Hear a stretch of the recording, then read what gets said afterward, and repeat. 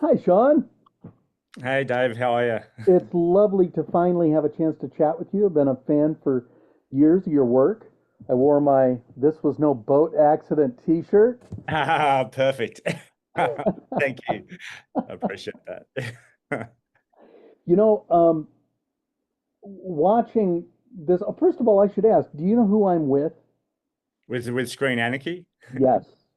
First of all, I mean, did you have that T-shirt beforehand? Because that is like remarkably on point. Not only did I have this t-shirt beforehand, but when I reached into the laundry to grab a clean t-shirt, this was the one that came up. Wow, that's some kind of sign. That I have is. another Jaws shirt that says, "That's some bad hat, Harry." Have you got another one that says minimum 100 million box office? That would be nice if that popped out. Yeah, yeah. We're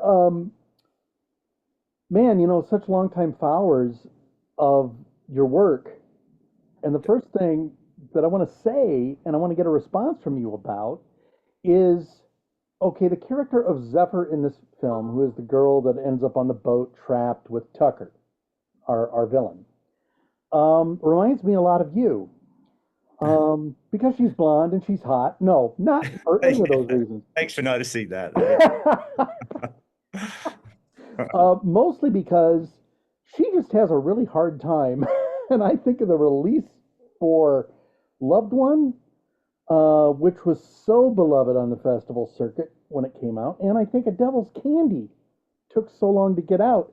And now here you are, man. You are triumphant. This movie is fantastic. You do this amazing job with a fairly time-worn idea of the person trapped in the situation and they have to fight their way out and survive. Um, and this movie reminded me of movies like Misery. It reminded me of movies like Mako, Jaws of Death. Um, and what's your response to that? My blah blah blah, blah there. Oh no, everything that you're saying makes total sense. I mean, if it's like you've been living in my mind for the last 10 years because I feel like I made two films that, they've got a really strong following kind of critically and in a cult kind of sense and yeah, I mean, I certainly didn't want it to be so long in between drinks, but I feel, yeah, I'm a very commercial filmmaker, but I do, I think with a horror film, the brief is to try and scare the audience, and I'm attacking, and that can sometimes scare off Hollywood, which I kind of go, why? Because I'm as influenced by Jerry Bruckheimer as I am kind of David Lynch, and so Yeah, I had in that period between The Devil's Candy and now, I wrote a lot of scripts, which I'm really excited about and option them all. But as we all know, when you're dealing with original R-rated material with humans hunting other humans that aren't relying on, supernatural tropes, it's just difficult because of, it's risk and accountability. And so when Nick Leopard's script kind of crossed my desk, I was just so excited, just because conceptually I'd never read something like that. I mean, the shark film, it's very, very popular, but since Jaws, it just tends to be sharks hunting humans. Like I don't right. think I've really seen a variation on that. So to have this kind of merging of two very popular subgenres of horror with the shark film and the serial killer film, I just thought, why hasn't someone done that? And then that the shark wasn't the monster, that man is the monster. Like Yeah. this was finally the shark film to correct that, that misconception that sharks are just evil and they're hunting us, because it's not true. And all of that just seemed like, wow, this is such a great opportunity.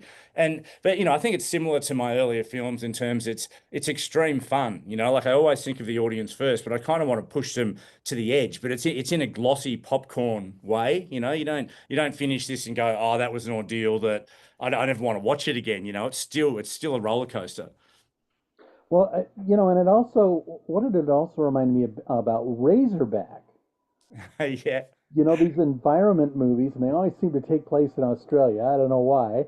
Uh, you guys are just, man, geez, dude, get a couple, I don't know, like, take a nap, eat a Snickers, do something. Um, but you, I would say that this film, in many ways, is the most commercial of your films. Yeah. And you are following a trend that's starting to come back up a little bit. I think for a while Hollywood didn't know what to do with sharks, and in even indie movies, you'd get like Octoshark and Megaloshark versus Piranodon or whatever, or Ghost Shark. I don't know if you know. See, you could have made it a Ghost Shark. You'd have been. Yeah, I haven't gone there yet, but But here, um, you are creating kind of an underlying spirituality in your film because you have this link that Zephyr has to the sea, and even at one point with the shark itself, which seems very different than Tucker's connection, which is based on the mechanics of the boat and sort of ordering his universe through his video camera and all that. And he fancies himself to have a sense of spirituality with the sharks, but of course he doesn't. What he has is a narcissistic psychosis. yeah, yeah. I mean, I think his philosophy is almost gives him an excuse to kind of indulge his sociopathic sort of, fantasies that are born of this shark attack that he has had as a child, and a lack of lack of parental kind of guidance and a warped socialization, so I think he kind of builds up uh, he kind of builds up a godlike kind of status in his own mind, that he was spared and living probably the most terrifying and exhilarating experience of his life through vicariously through other victims. But I think if you kind of dug down into it, like most serial killers, he's probably killing the source of his pain over and over again. So it Right. was whoever left him on the beach that day, or but with Zephyr, yeah, I mean, I think in many ways the film's a collision course between two broken people, but she has a genuine kinship with the sea. I mean, he's kind of selfishly using it, even if he's kidding himself that he's not. It's very self-serving. Whereas with Zephyr, it's it's the only place that she doesn't feel lonely. So I think in many ways, I mean, that's all right. The main thing is that it's a ride, but I'm glad to hear you say that, because there is a lot to read into it, and how the shark kind of interacts with Zephyr, and really who the queen, who the real queens of the ocean are. And, yeah, so yeah, and there's a shark conservation angle to it. Sharks, there's still plenty of shark carnage, but sharks just don't attack for no reason. When they do, it's with the manipulation of man. And so yeah, that was all very, very exciting. There's a lot of facts in this film that are absolutely true about sharks, and the fact that they don't, hunt humans, it's less than 10 deaths per year. It's a case of mistaken identity most of the time. They associate boats with food now because of illegal chumming in the cage diving industry. So all of that was just incredibly fascinating underneath this kind of wild, unhinged kind of ride. Yeah, and again, I'm really struck because the sense of um, all the problems in this movie are caused by Tucker's desire to have complete control over this thing that's completely bigger than him, and she Yeah, yeah, yeah, and she has sort of yeah, surrendered to the thing that's bigger than her. yeah, yeah, yeah, absolutely. And I think that's kind of why she wins in a way, because she does have a genuine kinship with the ocean, and she doesn't use it for her own kind of purposes. Um, but also, I think the whole film, and there's thematic similarities between all my films about how your pain or your trauma can also be your savior. You know what I Yeah, mean? Like it's yeah, an yeah, yeah. and I think with Zephyr, it is because she's sort of she's come from nothing, and she's always just had to survive on her own wits. And where it's a very subjective film. We're in her shoes, and it's like, just who can go that extra mile. It's almost like a gladiatorial battle. But I think that's why there's almost a respect between Tucker and Zephyr, because they do both come from the wrong side of the tracks, and they've never had anyone probably my favorite scene in the film is when Tucker kind of talks about the fact that they're both sharks, because That's what sharks Yeah. do. They give birth in the shallows. Like the only nice thing they do for their young is they give birth in the shallows and then leave them. But the shallows at least gives them a chance to go, well, I'm not going to get eaten straight away. So sharks are just born loners that then have to fight their way through the world. So essentially that's kind of like the metaphor that they're both sharks, but like yeah, Zephyr's pain is channeled into the ocean in a positive way, whereas Tucker's pain kind of drives him off a cliff into it's still all a weird coping mechanism, but his just goes into insanely dark territory. It's one of the great screen villains of the last few years for sure. You know, I'm going to throw you a curveball. I'm a seminary graduate. So I graduated with a master's degree in theological studies and public ministry, and my nickname is the Creature Feature Preacher because I like to talk about spirituality and horror movies and all that, and I love those things. Um, but the other day, I was having this really depressive episode, really badly. I've been unemployed since last May, so when I graduated. And I'm starting to think, the world has no use for me, and it has no use for artists, and it has no use for, you know, um, anything that doesn't make money. Like you said, Hollywood is just so risk averse and everything. Um, and I really connected with both the characters in this movie because and I connected with Mo because Mo is like, no, there is a way back for you. Yeah. And I just and he's Moses, so he's kind of like the leading out. It's really interesting, and without reading too much into it, um, it's almost as if Zephyr and Tucker are the flip side of one another, and they need balance. Oh, absolutely. There's a mirroring there between antagonist and protagonist, and they're both adrift. And I think in many ways, thematically, it's about the difference that love. In Zephyr's instance, it's about the difference that love can make in a life, and in Tucker's instance, it's about what the absence of love and meaning can do to a life. And I think Moses and the whole kind of distilling down of Creedence Clearwater and what Ooby Dooby means is basically a reminder that yes, things can get difficult and it gets, socially and politically it can be complicated, and Creedence, yes, they represent that. But they also, Ooby Dooby represents the light and not overthinking things and allowing light and joy and dance and love into your life, and not questioning it, and not getting bogged down with all like the just the perennial kind of complications and quicksand that we all feel like we're in at the moment, and just let me bring this to you. And she's almost the other side of what he doesn't have, because he's grown up open and happy, and so I really wanted that through line. That's what Credence represents. But the love story, it's why that's so important, and it's what Tucker has never kind of have had. So even though these are, I think in a way it's kind of aspirational casting, and the characters are kind of, in a way they're kind of slightly heightened, the same way as in a Tarantino or a Coen brothers film. It's a little bit larger than life, but it has to be pinned by something very, very, or underpinned by something very real and psychologically kind of true and relatable. Yeah.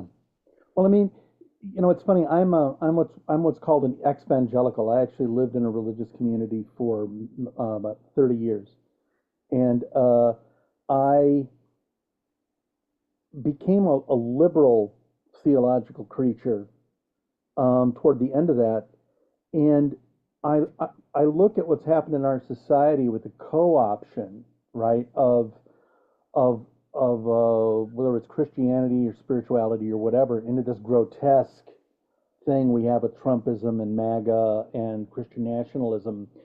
And um, I look at the rest of society going, well, yeah, but that's not what this was ever supposed to be about. It's supposed to be about love and compassion, mercy, grace, forgiveness, bravery, um, the bravery to self-sacrifice, which actually we see Zephyr do in the film. But all that to say that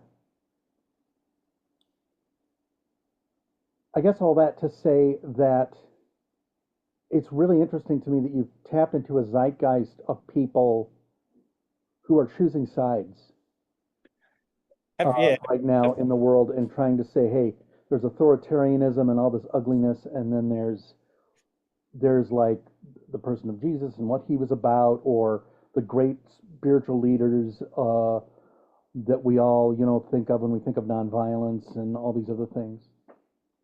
yeah. I mean, I think it's I mean, you could sort of write a whole thesis on this, but I think it's ultimately where, everyone's looking for their God, and how you define that is, like Mm, that's up to it's sort of up to the individual. And I guess for Zephyr, she's kind of found it in the ocean, and Tucker's kind of found it through this. Like I've now been chosen. I've been released to kind of do the work almost on land that the shark is doing in the water, and creating this kind of hierarchy. So in a way, he is kind of emblemic of this of this kind of like outmoded sort of masculinity, even though his actions are so much more extreme. And Moses is kind of like feels like just you know what we kind of should be today, in a way, in terms of yeah. listening and being open and being kind and not being judgmental. And And seeing value in that, because I think Tucker and Zephyr both have struggles trusting the yeah, value of that stance. yeah, they don't let people in. I mean, Tucker does only in the way that a spider catches a fly, like with his Hmm.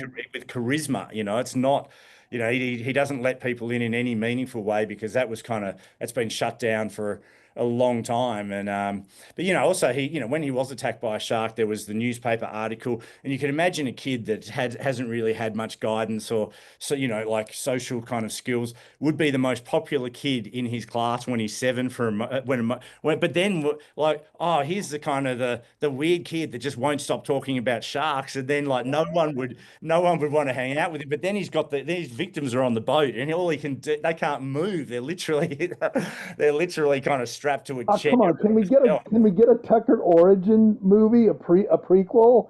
That would Yeah, be it's so where it's cool to watch him become like the Brightburn, like the bad guy that we yeah. always I mean, see the shark victim as the good guy.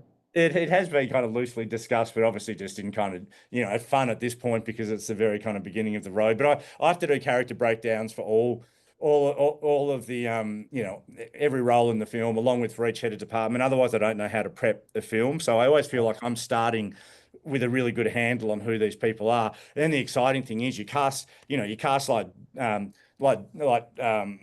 Jai and Oh, Assy, and they come in, and they just make it even so much better, and they bring in their own life experience and then questions, and it's all kind of a springboard. But yeah, there would be a fun prequel in there.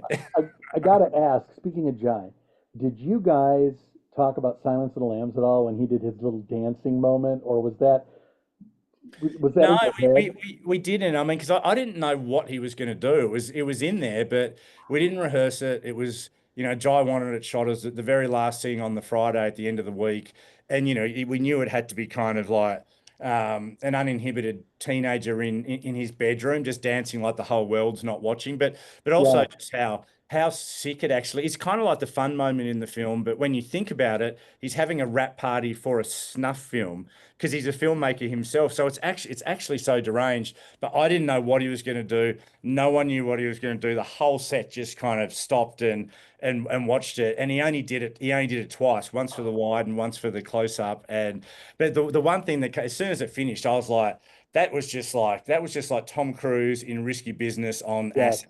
That's what it felt like. And that's the thing. I think it's interesting you bring up Tom Cruise because at that moment in the film, I'm thinking. I always joke with people, like I'm not gay, but people think I am because of my glasses. And I got no, I have a gay child. I think it's great. Everybody be who they are. But the thing about Jai, watching him dance around in his tidy readies or whatever those are, and just the rawness of him, I was just like, man, I don't really like big hairy men, but yeah, I'd have no problem. And it just speaks to the complexity of his character, which we get these glimpses of sadness and Yeah. lostness, and then this raw desire to be just the virility of wanting to live and lean into your gender identity. It was really amazing. Yeah, I mean, it is, it is, a wildly kind of sexual scene in a way. It's like, just the way that he kind of celebrates and it's it's but I think that's what I love about horror and comedy in horror when it's situational because it's I can justify every moment in that dance and what it Oh means yeah, within the narrative, but it is so absurd. It's like you said, it's like it's it's this kind of primal beast, and yeah. it is kind of almost like It's like that's erotic. who he is when no one is watching. Yeah, yeah, and the way that he handles his body and his eyes, it's a godlike moment. But also, if you think about it, is serial killers and that and their trophies are basically to sustain them until they kill again. This is the moment just after the kill. This is when whatever that power is that, in serial killers, there's a lack of empathy. There's an emotional kind of deadness there. That is the one. That's like the zenith of their feeling. Is that the immediacy straight afterwards? And so that's what you're watching. He's like fueled by the power of death and God in his mind. This is like I am a God. Look what I can do. I'm going to go out on a limb and say that during that scene, audiences are typically kind of just quieted and all of a sudden thinking more, or are they just laughing? What have you seen? I think they laugh and they're weirded out at the same time. That's the But yeah, best, isn't it? there's so much going on in that. But I mean, because that's the other part of it, just in terms of like a sense of cinematic history. I love the dance scene between John Travolta and Uma Thurman in Yeah, Pulp Fiction, and then, like I mentioned, the Tom Cruise moment. So you want it also to be a moment. You want it to be one of these great kind of like cinematic kind of dance moments as well. So there's kind of an appreciation of that aspect. But I mean, the one thing that was clear from the Cannes screening, and that's the first time that I'd seen the finished film with an audience, which was absolutely terrifying. I mean, we tested it once, but we sure. made changes after that test. Was just it is fully an audience participation film. Like they scream at the screen and laughing, and that's exactly what I wanted it to be. I mean, it's funny. It's like you can talk about. I mean, there's a whole nother discussion about elevated horror, and I think there are thematically this is really strong, and the spirituality that we talked about. Oh, But sure. ultimately, But ultimately, I wanted this just to be a ride. I didn't want you to it think is it's like Storm Warning or any of those other great survival horror films where you just go, "Wow, man, how's she going to get out of this?" And you kind of feel like, she probably will get out of it, but at the same time, so much heinous shit happens to her and in the situation, and you just don't let up for a minute. no, I kind of wanted to pin the audience's, ears back, just kind of going, wow, this is coming at me. And I'm as much as I'm influenced by kind of horror, I'm also influenced by 80s, 90s action. So like, Die Hard and Speed and just that sense of kind of kinetic energy. And even with the score, I mean, in many ways, I mean, I love Michael Yuzurski's score, and in many ways it's kind of a throwback where, in recent times scores tend to be they're a little bit more kind of expressionistic, and the line between sound design and score is blurred. Where I was like, no, let's remember speed. Remember how good you feel when the Yeah, last theme kind of kicks in, and like and so wanting it to feel like pure escapism, like scare you, but in a kind of purely escapist summer way. That was the goal. I only have like a couple of minutes left, and there's so many questions I'd love to ask you about the sharks and just about whether you still have all your fingers and toes and different things like that. But it occurred to me when you got the script, weren't you at all like tempted to change the sharks into like house cats or maybe snails, or there was a great sloth horror movie a couple of years ago that I think people really liked. Um, That's that could have been like suspenseful because they move real slow. You this is know, is this definitely no, the most never, no original temptation question. at all. No, but yeah, I mean, it's. One thing I do love about sharks, though, it's not a supernatural threat. So as much as No, like it could have, space cats or whatever, there's a man, like, who knows where it'll go after this. But to begin with, it's like, well, we did kind of want to, we did want to go back and remember the lessons of Jaws and yeah, the minimalist power of the fin and engage in the audience's yeah, imagination using real sharks as much as possible. Everything underwater is actual 4K real shark footage. They've got scars the same way that we do. So the only visual effects are when you see the fins above water, because obviously the blocking is very specific, but everything underwater, including sort of the climactic shark, that's a real shark. Uh, that was an amazing shark at the end of the movie. it is, yeah, yeah, yeah. That's yeah, definitely a bit bigger than the snail, the snail version of. I would actually love to see the snail version of a creature feature, like and how to make that fast. It would Like have to be NC-17 because of the slime, I think, would have to be, you'd have to, it would, and we need to get them to move a bit quicker too, as well. Although the blob, I've got like a real soft spot for the blob, and that doesn't Oh, look. the blob. Yeah. Oh, don't get me started on the blob. There are no bad blob movies. There are three blob movies and four if you count the stuff, and they're all great. Yeah, yeah. I That's love them.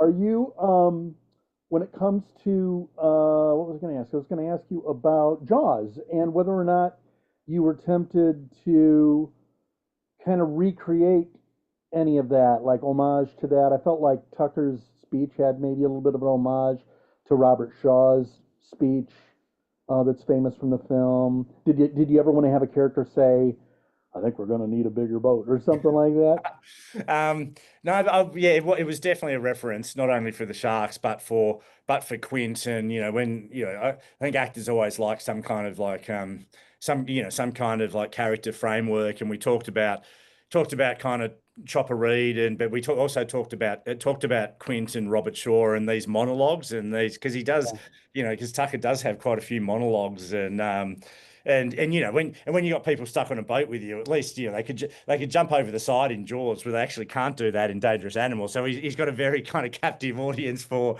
his monologues. But there's also there's kind of Steve Irwin in there and Paul Hogan. There's a certain way that the rest of the world views Australia that I think a kind of a wild charisma and a larrikin kind of quality, but or even Wolf Creek with John Jarrett. yes.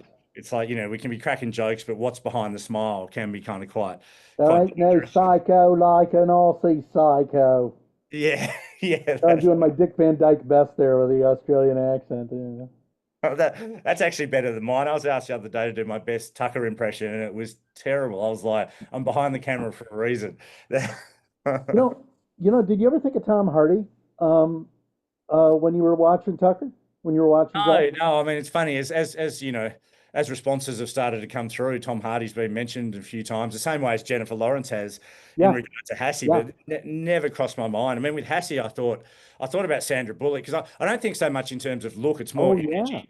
And she just and Hassie has such a warm, likable energy, which was so important because she's keeping Moses at an arm's length, and to a certain extent, she keeps the audience away.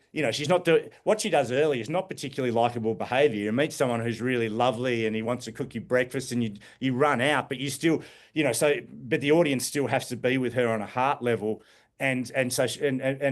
Hassie was so great like that. But also she's very, Texas strong. She's an athlete. She rides horses and so it's funny. I mean, I think that's the subjective nature of films. You just don't know what's going to happen until it's out there. So now it's like Tom Hardy, all these things I can see, but only in hindsight. Yeah, but I mean, again, you've done something with a concept that is very familiar, I think, to audiences. And you also think of like a movie like Harpoon, the movies Dead Calm that take place on boats Dead and they have calm, absolutely. psychological intensity or whatever.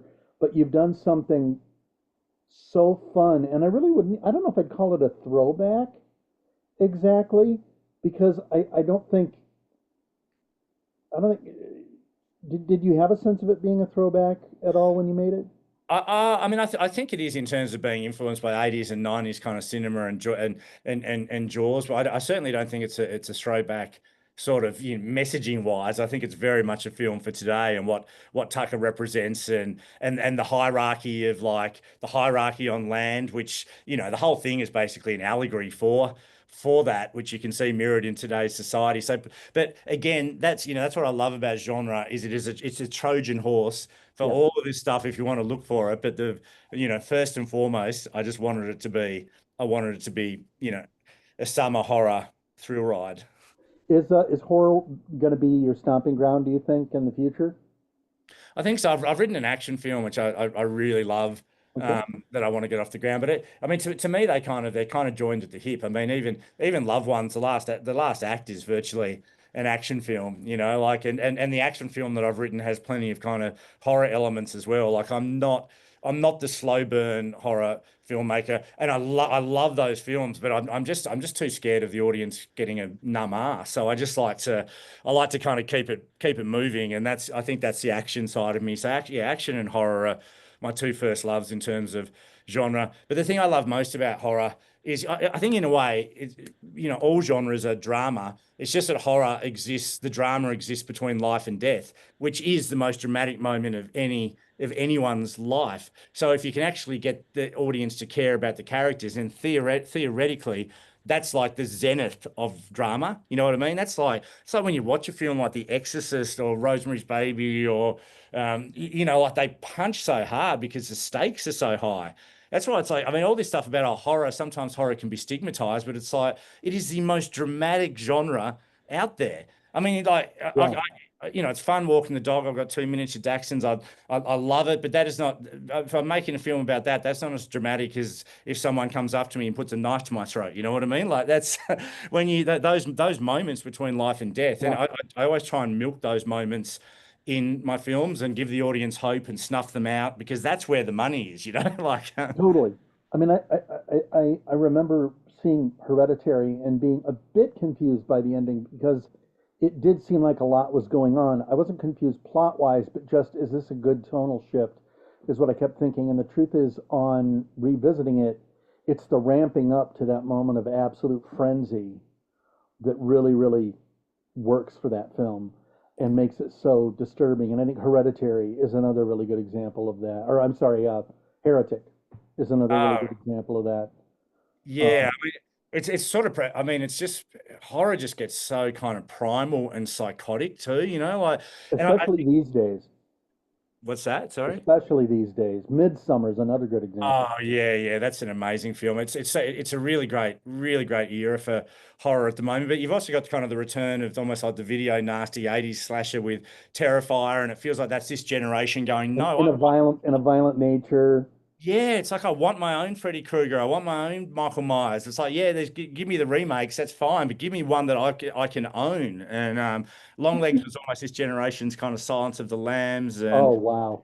but what I love the most about horror at the moment is there's an edge to it, and you know how horror always kind of, it shapeshifts according to where we are politically and socially, and I Yes. can be completely wrong about this, but I've got a feeling that, you know, it's sort of struggle town at the moment around the world, where it's like, it's not, there's, economic kind of frailty, and there's a lot of uncertainty and unsettlement, and lack of feeling kind of settled. But I think when you go to a movie, if you're a horror fan, you want it to really scare you. You want that kind of, like, genuinely terrifying escapism, so that when you come out into the sunlight, you go, you know what, my life's not that bad compared to that. There's a catharsis there. Whereas if you go and see, like, the softer PG horror, and you come out and go, if it's a horror film that pulls its punches, you come out into the sunlight and you go, wow, like, I just saw a horror film, and my life actually feels kind of worse than what I saw to get away from it. Okay, a lot of the time they come and they tell me on the thing that I have to go. And I just noticed that 5 minutes ago is a message saying you have to go. So Oh, I sorry. got to end it here. I do want to say that you should consider casting more bald, middle-aged men who look like seventh grade biology teachers in your That's movies. that's Um, a very good note. I was something I was thinking about, but now I as you think were it's, looking at yeah, me, and wanted to point out, this is a midriff, it so is. I can do whatever. is I guess what I'm saying. So, Well, I uh, think the fact that you're almost wearing the log line for the film, it's like that goes a long way to. look, I'm thrilled to have had the chance to talk to you, but I'm more thrilled to have a chance to remind people you're out there and you're making movies. I think this is going to be a big success, and I cannot wait to see what you're going to do next. Thanks so much, Dave. And yeah, I appreciate Screen Anarchy's support over the years as well, even though it's been a while between films. Thanks for hanging in there. Yeah, we all love you out at Screen Anarchy, so hang in there, man. Cheers. Thanks a lot. Bye bye. Bye. What am I doing here? Recording. Pause, stop.